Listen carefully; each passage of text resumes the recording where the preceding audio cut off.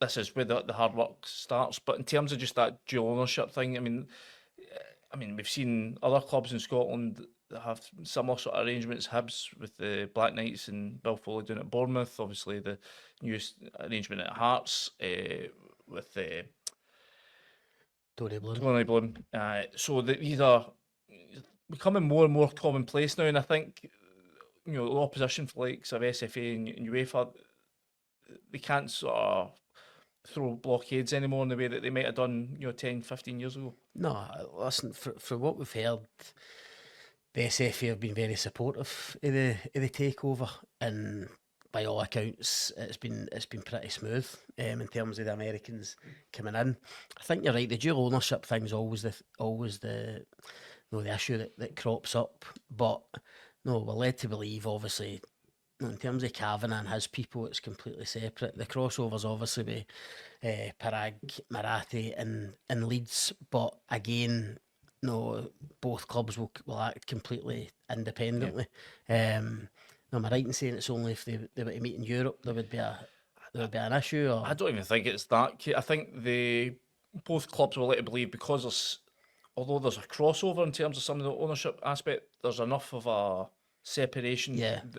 Obviously different people, and obviously Andrew Kavanagh being in charge, the man calling the shots at Ibrox. Okay, Parag Marathi is going to sit on both boards, but I think obviously Manchester United and Nice were in the same European competition last year, and they're under the same ownership, so they are confident. They've obviously got the approval from the SFA, and I think they'll be confident that UEFA will have no issue with it as well. So just obviously there's been a couple of big issues at Ibrox to be sort of negotiated this summer. This is the first one. The next big one is obviously the managerial hunt.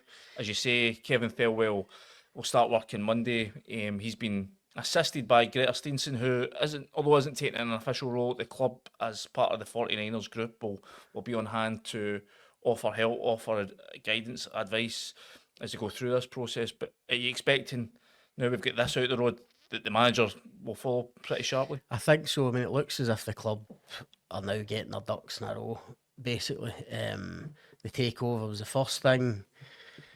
Kevin Thelwell, although he's been working in the background towards the end of his kind of post at Everton, he will officially start on Monday. And I think you would expect a new manager to follow. I think the club have said today that they're well down the road with that process. So it does feel as if it's nearing its end game, thank God for us. And you would expect next week something to happen. I mean, I said on Hotline Live last night, in terms of David Ancelotti, who's clearly one of the main contenders, I'm certainly led to believe he's on holiday this week, but expects some sort of movement next week. Whether he becomes Rangers manager or whether he goes elsewhere, or whether Rangers decide on someone else, he certainly expects movement next week. And I'd be surprised.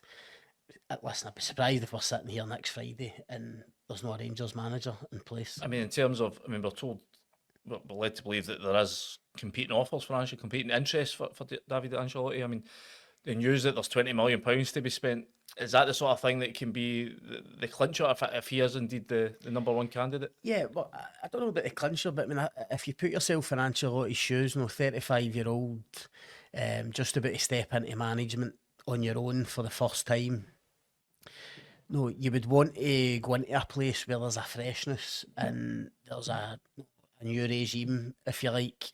There's a project, for want of a better word. I hate using that, but there's a vision and a strategy which we've touched on for the Americans. I think as a young aspiring coach, that would appeal to you. And as you say, with the promise of money, I mean, he's no daft. He knows coming to Scotland, he's not going to get Premier League kitty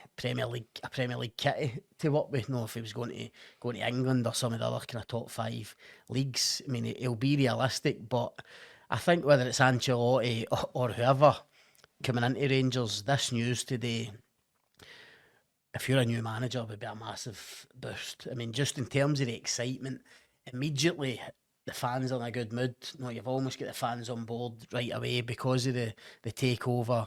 There'll be a real optimism, enthusiasm, excitement ahead of the new season. I think if you're a new manager, it would be a massive, massive appeal for you.